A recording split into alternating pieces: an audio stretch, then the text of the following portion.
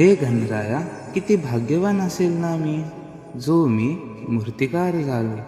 हाताने सुंदर रूप देतो तुझे, अनेक मूर्तींना 24 तास तुझ्यात गुंतून राहतो. दुःख माझे सारे विसरून मी तुझी मूर्ती बनवितो.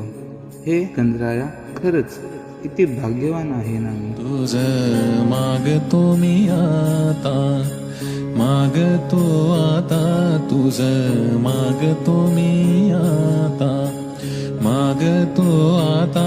मज द्यावे एक दंता, तुझ